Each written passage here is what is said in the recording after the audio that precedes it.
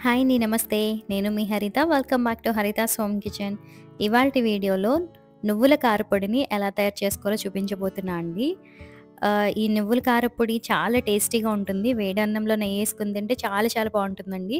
So, దీని process ఎలాగో చూసేద్దాం ఫస్ట్. సో, ముందుగా ఒక పాన్ తీసుకొని 2 కప్పుల నువ్వుల్ని డ్రై రోస్ట్ చేసుకోవాలండి. ఈ నువ్వులు బ్రౌన్ కలర్ వచ్చేంత వరకు వేయించుకోవాలి. సిమ్‌లోనే పెట్టుకొని వేయించుకోవాలండి. ఉత్తని కలర్ వచ్చేస్తే ఒక 5 మినిట్స్ వేయించుకుంటే సరిపోతుంది. ఇట్లా బ్రౌన్ కలర్‌లో వచ్చేంత వరకు వేయించుకోవాలి. సో, వేయించుకున్న ఈ నువ్వుల్ని ఒక ప్లేట్‌లోకి తీసుకొని చల్లారనివ్వాలండి.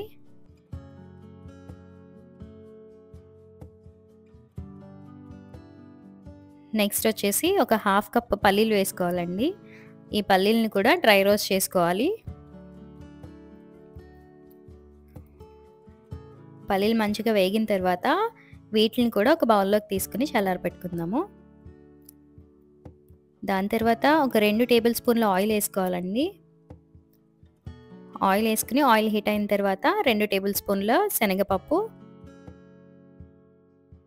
శనగపప్పు వేయించుకున్న తర్వాత 2 టేబుల్ స్పూన్ల మినపప్పు కూడా వేసుకుని వేయించుకోవాలండి.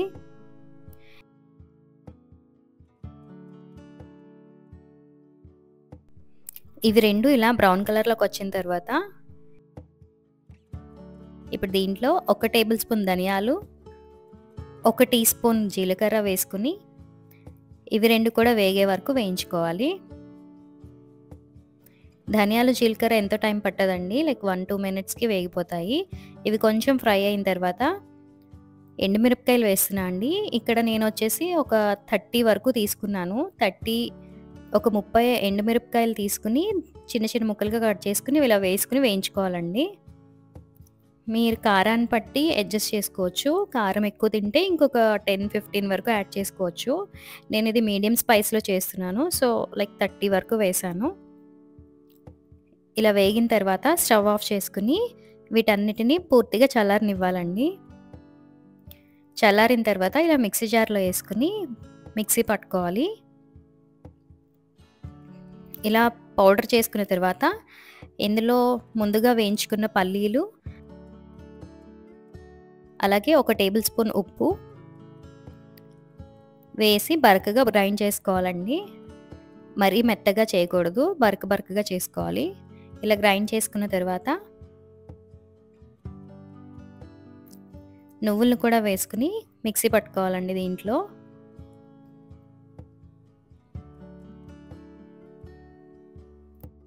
ఇలాగ పౌడర్ చేసుకున్న దాంట్లో ఒక 10-15 వెల్లుల్లి రెబ్బలు వేసుకుని కచ్చాపచ్చాగా గ్రైండ్ చేసుకోవాలి. ఇలా గ్రైండ్ చేసుకున్న దాన్ని ఒక బౌల్లోకి తీసుకుని సర్వ్ చేసుకోవాలండి. అంతే అండి. ఎంతో టేస్టీగా ఉండే నువ్వుల కారపొడి రెడీ అయిపోయింది. ఇది వేడివేడి అన్నంలో నెయ్యి వేసుకొని తింటే చాలా బాగుంటుందండి. చాలా హెల్దీ కూడా. సో, తప్పకుండా మీరు కూడా ట్రై చేయండి. సో, మరి ఈ వీడియో కనుక మీకు నచ్చినట్లయితే తప్పకుండా లైక్ చేయండి. అలాగే మీ ఫ్రెండ్స్‌కి, ఫ్యామిలీకి షేర్ చేయండి. మరిన్ని ఇంట్రెస్టింగ్ రెసిపీస్ కోసం హరితాస్ హోమ్ కిచెన్‌ని సబ్స్క్రైబ్ చేసుకోవడం మాత్రం మర్చిపోకండి. Thank you.